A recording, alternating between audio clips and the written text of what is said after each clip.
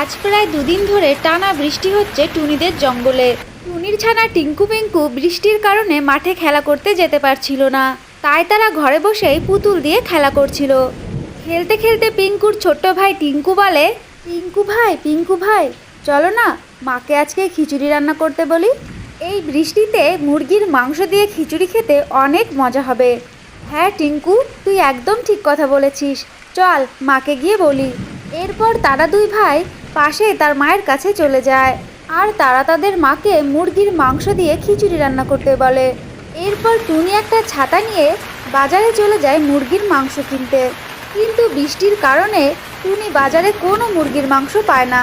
তাই সে মুরগির মাংস না কিনেই খালি হাতেই তার বাড়ির দিকে রওনা দেয়।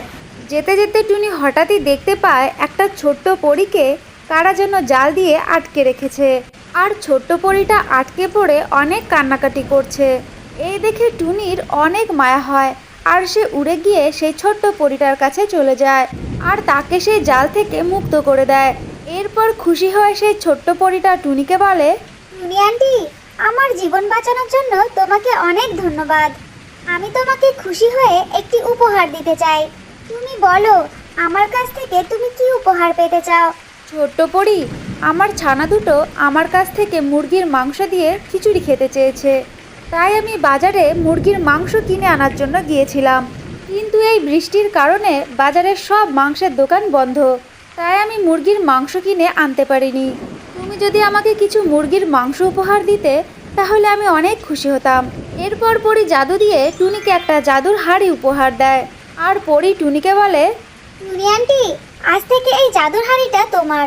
তোমার যখন যা খেতে ইচ্ছা করবে এই হাঁড়ির কাছে খেতে চাইবে, এই জাদুর হাঁড়ি তখনই তোমাকে তাই খেতে দেবে। এরপর টুনি সেই ছোট্ট পরীটার কাছ থেকে সেই জাদুর কলসিটা নিয়ে তার বাড়িতে ফিরে যায়। বাড়ি ফিরে টুনি সেই জাদুর কলসি থেকে মুরগির মাংস দিয়ে খিচুড়ি খেতে চায়, আর জাদুর হাঁড়িটাও তাদের সাথে সাথে মুরগির মাংস দিয়ে খিচুড়ি খেতে দেয়। এরপরে টুনি ও তার ছানারা সেই মাংস দেওয়া খিচুড়ি অনেক মজা করে খায়।